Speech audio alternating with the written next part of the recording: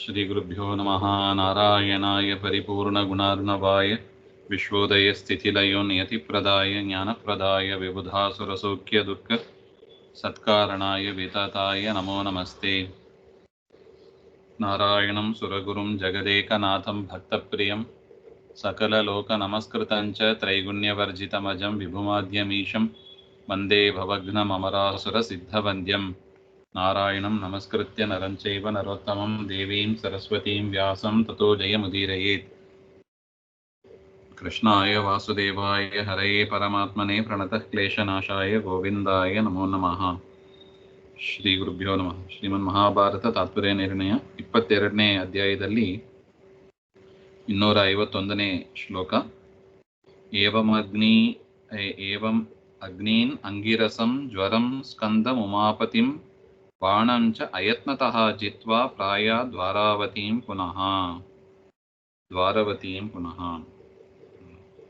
ಅಂದರೆ ಹಿಂದೆ ತಿಳಿಸಿದಂತೆ ಪರಮಾತ್ಮ ಕೃಷ್ಣ ಪರಮಾತ್ಮ ಅಗ್ನಿ, ಆ ಅಗ್ನಿಯ ಮಗ ಜ್ವರ ಮತ್ತು ಸ್ಕಂದ ರುದ್ರದೇವರನ ವಿಜೃಂಭಣಾ ಅಸ್ತ್ರದಿಂದ ಪರಮಾತ್ಮ ಶಿಲೀಕೃತ ಅಂದರೆ ಸ್ತಂಭದಂತೆ ಮಾಡಿದಾಗ ಸ್ಕಂದನು ಕೂಡ ಯುದ್ಧಕ್ಕೆ ಬರ್ತಾರೆ. ಆ ಸ್ಕಂದನನ್ನು ಕೂಡ ಪರಮಾತ್ಮ ಸೋಲಿಸ್ತಾನೆ ಅಂತ ಹೇಳ್ತಾ ಇದ್ದಾರೆ. ಅಂಗಿರಸ, ಅಗ್ನಿಯ ಮಗ ಅಂದ್ರೆ ಜ್ವರಾಭಿಮಾನಿ ದೇವತೆ, ಅಂಗಿರಸ್ಸು ಅಂದ್ರೆ ಅಗ್ನಿದೇವರು, ಸ್ಕಂದ ಮತ್ತು ಉಮಾಪತಿ ರುದ್ರದೇವರು ಮತ್ತು ಬಾಣಾಸುರನನ್ನು ಕೂಡ, ಇವರೆಲ್ಲರನ್ನು ಕೂಡ ಅಯತ್ನತಃ ಜಿತ್ವ, ಅನಾಯಾಸವಾಗಿ ಪರಮಾತ್ಮ ಅವರನ್ನೆಲ್ಲ ಗೆದ್ದು ಪ್ರಾಯ ದ್ವಾರವತೀಂ ಪುನಃ, ದ್ವಾರಕಾ ಪಟ್ಟಣಕ್ಕೆ ಬಂದರು ಅಂತ ಹೇಳ್ತಾ ಇದ್ದಾರೆ. ಏನ ಅಯತ್ನೇನ ವಿಜಿತಃ ಸರ್ವಲೋಕ ಹರೋಹರಃ ಕಿಂ ಜ್ವರಾದಿ ಜಯೋ ವಿಷ್ಣೋಃ ತಸ್ಯಾನಂತಸ್ಯ ಕಥ್ಯತೆ.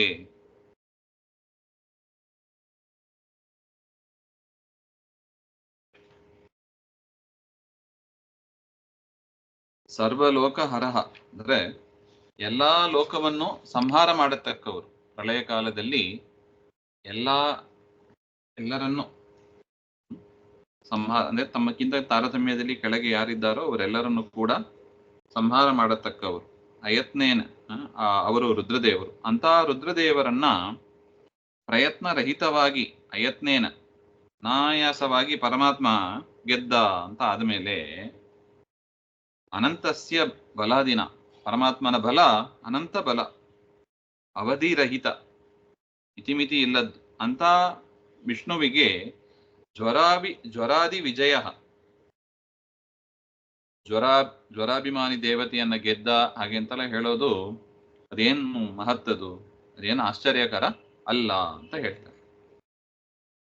ಈದೃಶ ಅನಂತ ಸಂಖ್ಯಾನಾಂ ಶಿವಾಣಾಂ ಬ್ರಹ್ಮಣಾಮಪಿ ರಮಾಯಾಪಿ ಯದ್ವೀಕ್ಷಾಂ ವಿನಾ ನ ಚರಿತುಂ ಬಲಂ.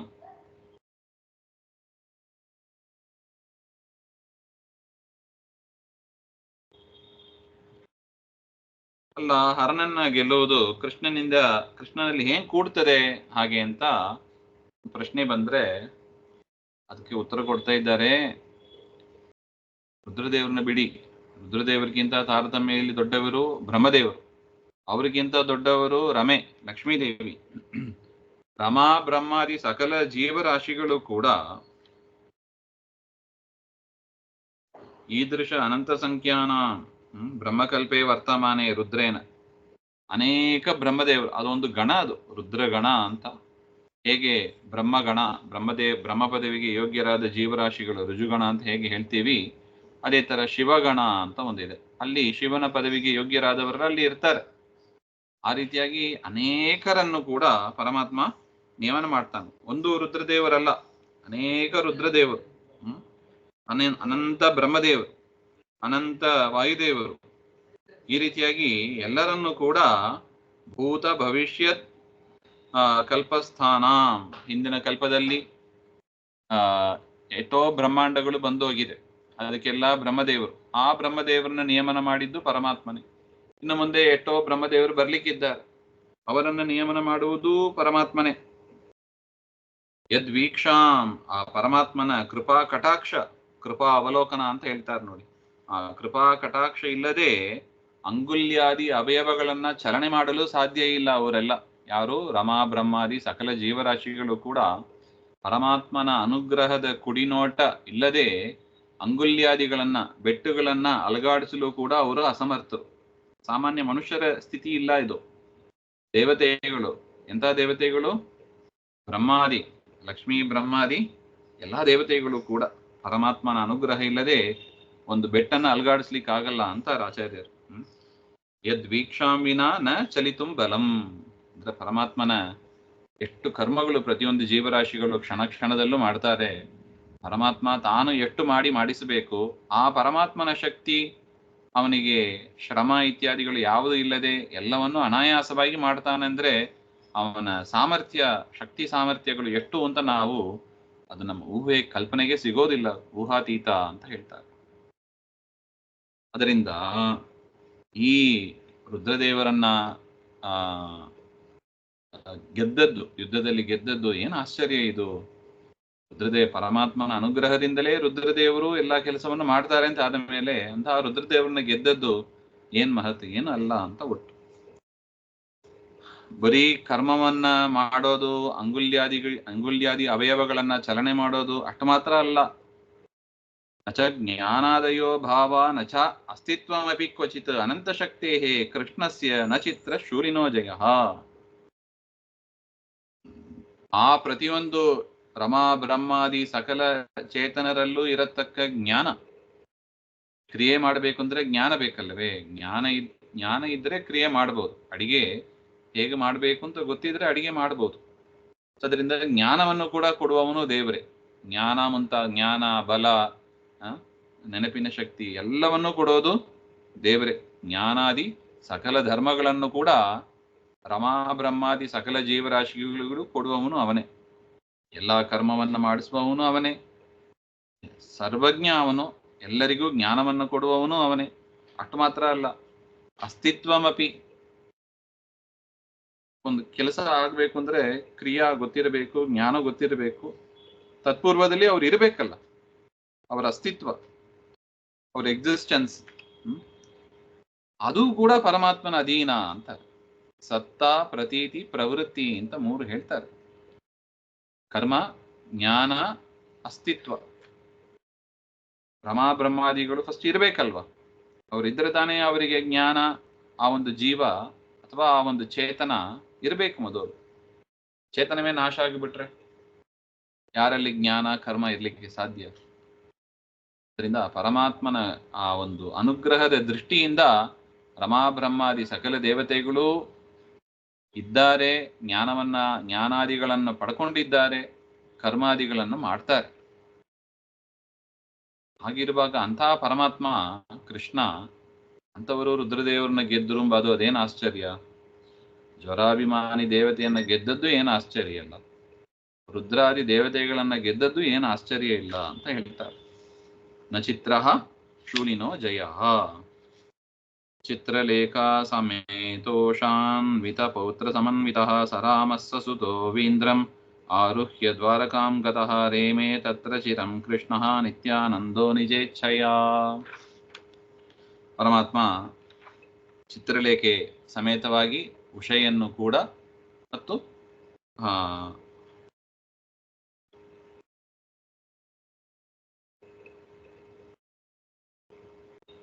ಅನಿರುದ್ಧ,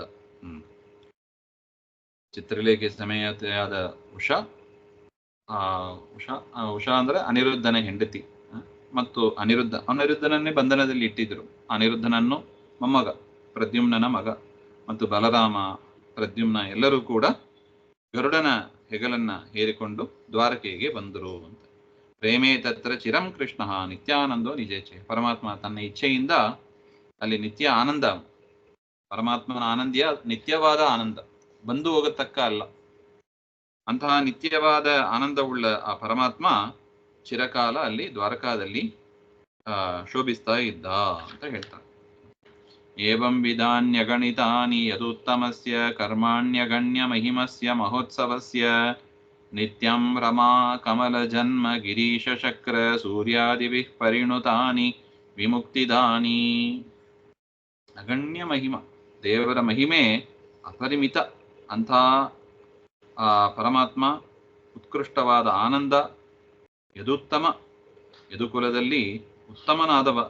ಈ ರೀತಿಯಾಗಿ ಪರಮಾತ್ಮ ಸುರಾಸುರಾಣ ಜ್ಞಾನಮೋಹ ಪ್ರಾಪಕಾಣಿ ಕರ್ಮಾಣಿ, ದೇವತೆಗಳಿಗೆ ಜ್ಞಾನ, ಅಸುರರಿಗೆ ಮೋಹ ಇತ್ಯಾದಿಗಳನ್ನು ತಂದುಕೊಡತಕ್ಕ ಅನೇಕ ಕಾರ್ಯಗಳನ್ನು ರಮಾದಿಭಿಹಿ ಪರಿಣುತಾನಿ ಸ್ತುತಾನಿ, ರಮಾ ಬ್ರಹ್ಮಾದಿ ದೇವತೆಗಳು ಸ್ತೋತ್ರ ಮಾಡತಕ್ಕ ಕರ್ಮಗಳು. ದೇವರ ಕರ್ಮ ಅಂದ್ರೆ ರಮಾ ಬ್ರಹ್ಮಾದಿಗಳು ದೇವರು ಮಾಡಿದ ಕರ್ಮವನ್ನ ನೆನೆಸಿ ನೆನೆಸಿ ನೆನೆಸಿ ಸ್ತೋತ್ರ ಮಾಡ್ತಾರೆ. ಪರಮಾತ್ಮ ಬಾಣಾಸುರನನ್ನ 2 ಕೈ ಉಳ್ಳವನಾಗಿ, 1000 ಕೈ ಇತ್ತು, ಅದನ್ನೆಲ್ಲ ಕತ್ತರಿಸಿ 2 ಕೈ ಉಳ್ಳವನಾಗಿ ಮಾಡಿದ. ಇದನ್ನ ಮತ್ತೆ ಮತ್ತೆ ದೇವತೆಗಳು ನೆನೆಸಿಕೊಂಡು ಸ್ತೋತ್ರ ಮಾಡ್ತಾರೆ. ಜ್ವರದ ದೇವತೆ ಜೊತೆಗೆ ಪರಮಾತ್ಮ ಯುದ್ಧ ಮಾಡಿ ಅವರನ್ನ ಸೋಲಿಸಿದ ಈ ಒಂದು ಕ್ರಿಯೆಯನ್ನ, ಪರಮಾತ್ಮನ ಕ್ರಿಯೆಯನ್ನ ಮತ್ತೆ ಮತ್ತೆ ಸ್ಮರಿಸ್ಕೋತಾ ಇದ್ದಾರೆ ಅಂತ ಒಟ್ಟು ಸಮಾಧಿಗಳು ಸ್ತೋತ್ರ ಮಾಡ್ತಾರೆ. ಇದು ಇಂತಹ ಕರ್ಮಗಳು ಸ್ಮರಿಸಿಕೊಂಡ್ರೆ ವಿಮುಕ್ತಿದಾನಿ, ನಮಗೆ ಮೋಕ್ಷವನ್ನೇ ಕೊಡತಕ್ಕದ್ದು. ನಮ್ಮ ಕೆಲಸ ಇಷ್ಟೇ. ದೇವರು ಅನೇಕ ಅವತಾರಗಳನ್ನ ತಾಳಿದ್ದಾನೆ. ನಿಮಗೆ ಯಾವ ಅವತಾರ ಇಷ್ಟನೋ ತಗೊಳ್ಳಿ, ರಾಮ, ಕೃಷ್ಣ, ನರಸಿಂಹ, ವೇದವ್ಯಾಸ. ಆ ಪರಮಾತ್ಮ ಮಾಡಿದ ಕರ್ಮಗಳನ್ನ ಮತ್ತೆ ಮತ್ತೆ ಮೆಲುಕಾಗ್ತಾ ಇರಬೇಕು. ದೇವರು ಅದು ಮಾಡಿದ, ಇದು ಮಾಡಿದ, ಹಾಗೆ ಮಾಡಿದ, ಹೀಗೆ ಸಂಹಾರ ಮಾಡಿದ, ಹಾಗೆ ಉಪದೇಶ ಮಾಡಿದ, ಏನೋ ಒಂದು ಕ್ರಿಯೆ. ಅನೇಕ ಶಾಸ್ತ್ರಗಳಲ್ಲಿ ನೀವೆಲ್ಲ ಕೇಳಿದವರು. ಆ ಕ್ರಿಯೆಯನ್ನ ಮತ್ತೆ ಮತ್ತೆ ನಾವು ಮೆಲುಕಾಗ್ತಾ ಇರಬೇಕು. ಅಷ್ಟೇ ನಮ್ದು ಡೈಲಿ ಕರ್ತವ್ಯ ಅಂದ್ರೆ ಮುಖ್ಯವಾಗಿ ಮಾಡಬೇಕಾದ್ದು. ಆಗ ದೇವರ ಸ್ಮರಣೆ ಸದಾ ನಮ್ಮಲ್ಲಿ ಇರುತ್ತದೆ ಅಂತ ಒಟ್ಟು ಅದನ್ನ ದೇವತೆಗಳು ಮಾಡಿ ತೋರಿಸ್ತಾರೆ ನೋಡಿ ನಮಗೂ. ಈ ರೀತಿಯಾಗಿ ಅನೇಕ ಕಲ್ಪಗಳಲ್ಲೂ ಪರಮಾತ್ಮ ಈ ಕೃಷ್ಣಾವತಾರವನ್ನು ತಾಳಿ ಇದೇ ರೀತಿಯಾಗಿ ದೇವತೆಗಳಿಗೆ ಮನಸ ಚಿಂತನೆ ಮಾಡಲಿಕ್ಕೂ ಸಾಧ್ಯ ಇಲ್ಲ ಅಂತಹ ಅದ್ಭುತ ಕರ್ಮಗಳನ್ನು ಮಾಡಿ ತಾನು ಸಂತೋಷಪಟ್ಟು ದೇವತೆಗಳಿಗೂ ಕೂಡ ಸಂತೋಷವನ್ನು ಕೊಡ್ತಾನೆ. ಏವಂ ವಸತ್ಯಮಿತ ಪೌರುಷ ವೀರ್ಯ ಸಾರೇ ನಾರಾಯಣೇ ಸ್ವಪುರಿ ಶಕ್ರ ಧನಂಜಯೋಕ್ತಃ ಸಂಪ್ರಾಪ್ಯ ಲೋಮಶ ಮುನಿ ಸಕಲಾನಿ ತೀರ್ಥಾನ್ಯಾಪ್ತುಂ ಸ ಪಾಂಡುತನಯೇಷು ಸಹಾಯ ಆಸೀತ್. ಈ ರೀತಿಯಾಗಿ ಕೃಷ್ಣ ದ್ವಾರಕಾ ಪಟ್ಟಣದಲ್ಲಿ ಇರುವಾಗ ಈ ಕಡೆ ಏನಾಯಿತು, ಪಾಂಡವರು ವನವಾಸ ಮಾಡ್ಕೊಂಡಿದ್ರು ಅಂತ ನಾವು ನೋಡಿದ್ದೀವಿ ಹಿಂದೆ. ಅರ್ಜುನ ಸ್ವರ್ಗಲೋಕದಲ್ಲಿ ಇದ್ದ, ಉಳಿದವರು ಪಾಂಡವರು ಇದ್ರು ಅಂತ. ಅವ್ರೇನ್ ಮಾಡ್ತಾ ಇದ್ರು ಹಾಗೆಂದ್ರೆ, ಏವಂ ವಸತ್ಯಮಿತ ಪೌರುಷ ವೀರ್ಯ ಸಾರೆ, ಅಪರಿಮಿತವಾದ ಪೌರುಷ ಪರಾಕ್ರಮವುಳ್ಳ ಪರಮಾತ್ಮ ಸ್ವಪುರಿ ದ್ವಾರಕಾ ಪಟ್ಟಣದಲ್ಲಿ ವಾಸ ಮಾಡಿಕೊಂಡು ಇರುವಾಗ ಶಕ್ರ ಧನಂಜಯೋಕ್ತಃ, ಇಂದ್ರದೇವರು ಮತ್ತು ಧನಂಜಯ ಅವರಿಂದ ಹೇಳಲ್ಪಟ್ಟ ಲೋಮಶ ಅಂತ ಒಂದು ಮುನಿಗಳು, ಲೋಮಶ ಅಂತ ಒಂದು ಮುನಿಗಳು, ಅವರು ಪಾಂಡವರ ಅವರು ಹೇಳಿ ಕಳಿಸ್ತಾರೆ. ಇಂದ್ರ ಮತ್ತು ದೇವೇಂದ್ರ ಮತ್ತು ಅರ್ಜುನ ಹೇಳಿ ಕಳಿಸ್ತಾರೆ. ಲೋಮಶ ಮುನಿಯನ್ನ ಕರೆಸಿ ಈ ರೀತಿಯಾಗಿ ಪಾಂಡವರು ಇದ್ದಾರೆ, ವನವಾಸದಲ್ಲಿ ಇದ್ದಾರೆ, ಅವರನ್ನ ನೀವು ಅನೇಕ ತೀರ್ಥಕ್ಷೇತ್ರಗಳಲ್ಲಿ ಪರಮಾತ್ಮನ ವಿಶೇಷವಾದ ವಾಸಸ್ಥಾನ ಇರುತ್ತವೆ, ಅಲ್ಲಿಲ್ಲ ನೀವು ಸಂಚಾರ ಮಾಡಿಸಿ ಅವರಿಗೆ ಒಂದು ರೀತಿಯಾಗಿ ಗೈಡ್ ಇದ್ದಾಗೆ, ಟ್ರಾವೆಲ್ ಗೈಡ್ ಅಂತ ಹೇಳ್ತಾರೆ ನೋಡಿ, ಆ ರೀತಿಯಾಗಿ ನೀವು ಮಾಡಿ ಹಾಗೆ ಅಂತ ಕಳಿಸಿಕೊಡ್ತಾರೆ. ಆ ಲೋಮಶ ಮುನಿಗಳು ಕೂಡ ಪಾಂಡವರಿದ್ದಲ್ಲಿಗೆ ಬರ್ತಾರೆ ತೀರ್ಥಕ್ಷೇತ್ರಕ್ಕೆ ಕರೆದುಕೊಂಡು ಹೋಗುವುದಕ್ಕಾಗಿ. ಸ ಪಾಂಡುತನಯೇಷು ಸಹಾಯ ಆಸೀತ್, ಮಾರ್ಗ ಪ್ರದರ್ಶನಾದಿನ, ಮಾರ್ಗವನ್ನ ತೋರಿಸುವ ಒಂದು ಗೈಡ್, ಹೇಗೆ ಮಾರ್ಗದರ್ಶನ ಮಾಡ್ತಾರಲ್ವಾ ಆ ರೀತಿಯಾಗಿ ಮಾರ್ಗದರ್ಶನ ಮಾಡುವವರಾಗಿ ಲೋಮಶ ಮುನಿಗಳು ಬಂದು ಅಲ್ಲಿ ಅವರನ್ನ ತೀರ್ಥಯಾತ್ರೆಗೆ ಕರೆದುಕೊಂಡು ಹೋಗಿ ಅಲ್ಲಲ್ಲಿ ಇದ್ದ ವಿಶೇಷ ಮಹಿಮೆಗಳನ್ನು ಕೂಡ ಅವರಿಗೆ ತಿಳಿಸಿದರು ಅಂತ ಹೇಳ್ತಾರೆ. ಪೃಥಿವೀಂ ಪ್ರದಕ್ಷಿಣತ ಏತ್ಯ ಸಮಸ್ತ ತೀರ್ಥ ಸ್ನಾನಂ ಯಥಾ ಕ್ರಮತಯೇವ ವಿಧಾಯ ಪಾರ್ಥಾಃ ಸಂಪೂಜ್ಯ ತೇಷು ನಿಖಿಲೇಷು ಹರಿಂ ಸುಭಕ್ತ್ಯಾ ಕೃಷ್ಣೇ ಸಮರ್ಪಯಿತುಮಾಪುರತ ಪ್ರಭಾಸಂ ಸಂಭಾವನಾಯ ಸಕಲೈರ್ಯದುಭಿಃ ಸಮೇತ ತೇಷಾಂ ಚ ರಾಮ ಸಹಿತೋ ಹರಿರಾಜಗಾಮ. ಭೂಮಂಡಲವನ್ನ ಪ್ರದಕ್ಷಿಣಾಕಾರದಲ್ಲಿ, ದಕ್ಷಿಣದಿಂದ ಶುರು ಮಾಡಿ ಒಂದು ಪ್ರದಕ್ಷಿಣೆ ಹೇಗೆ ಬರ್ತೀವೋ ಅದೇ ರೀತಿಯಾಗಿ ಪ್ರದಕ್ಷಿಣಾಕಾರವಾಗಿ ಅವರು ಉತ್ತರದಲ್ಲಿ ಇದ್ದರು, ಉತ್ತರದಿಂದ ಸುತ್ತಿ ಪೂರ್ವ, ದಕ್ಷಿಣ ಮತ್ತು ಪಶ್ಚಿಮಕ್ಕೆ ಪ್ರಭಾಸ ಕ್ಷೇತ್ರಕ್ಕೆ ಬರ್ತಾರೆ. ಪ್ರಭಾಸ ಕ್ಷೇತ್ರದಲ್ಲಿ ಪರಮಾತ್ಮನಿಗೆ, ದ್ವಾರಕಾ ಪಟ್ಟಣ ಅಲ್ಲೇ ಇರೋದು, ಅಲ್ಲಿ ಪರಮಾತ್ಮನಿಗೆ ಸಮರ್ಪಣೆ ಮಾಡಬೇಕು. ತೀರ್ಥಯಾತ್ರೆ ಮಾಡಿ ಬಂದದ್ದ ಪ್ರತಿಯೊಂದು ಕಾರ್ಯವನ್ನು ಸಮರ್ಪಣೆ ಮಾಡಬೇಕು. ವಿಶೇಷವಾಗಿ ತೀರ್ಥಯಾತ್ರೆಯ ಒಂದು ಕರ್ಮವನ್ನು ಕೂಡ ಸಮರ್ಪಣೆ ಮಾಡಬೇಕು ಅಂತ ಪ್ರತ್ಯಕ್ಷವಾಗಿ ಅಲ್ಲಿಗೆ ಪ್ರಭಾಸ ಕ್ಷೇತ್ರಕ್ಕೆ ಬರ್ತಾರೆ. ಸಮರ್ಪಯಿತಂ ಆಪುಹು ಅದ ಪ್ರಭಾಸಂ.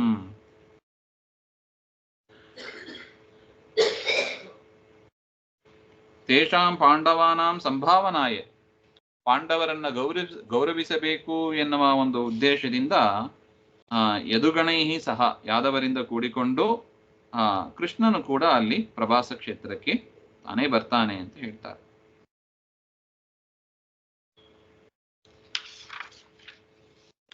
ಪಾರ್ಥೈ ಸಂಪೂಜಿತಸ್ತತ್ರ ಕೃಷ್ಣೋ ಯದುಗಣೈ ಸಹ ಪಾರ್ಥಾನ್ ಸಂಪೂಜಯಾಮಾಸುಃ ವೃಷ್ಣಯಶ್ಚಾಜ್ಞೆಯ ಹರೇಃ. ಪಾಂಡವರೆಲ್ಲ ಕೃಷ್ಣನನ್ನ ಯಾದವರನ್ನೆಲ್ಲ ಪೂಜೆ ಮಾಡಿದಾಗ ಯಾದವರು ಕೂಡ ಪಾಂಡವರನ್ನ ಪೂಜೆ ಮಾಡಿದರು. ಪರಮಾತ್ಮನ ಆಜ್ಞೆಯಂತೆ ಪಾರ್ಥಾನ್ ಸಂಪೂಜಯಾಮಾಸುಃ, ಪಾಂಡವರನ್ನ ಪೂಜೆ ಮಾಡಿದರು.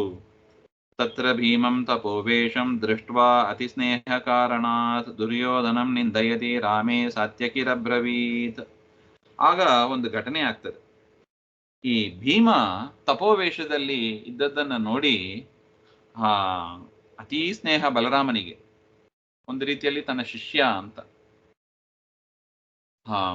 ನಾವು ಹಿಂದೆ ನೋಡಿದಂತೆ ಶುಕ್ಲಕೇಶಾವೇಶ ಹೆಚ್ಚಾಗಿ ಇರುವಾಗ ಭೀಮಸೇನ ದೇವರು ಯುದ್ಧ ಮಾಡ್ತಾ ಇಲ್ಲ ಇತ್ಯಾದಿಗಳು ನೋಡಿದ್ದೀವಿ.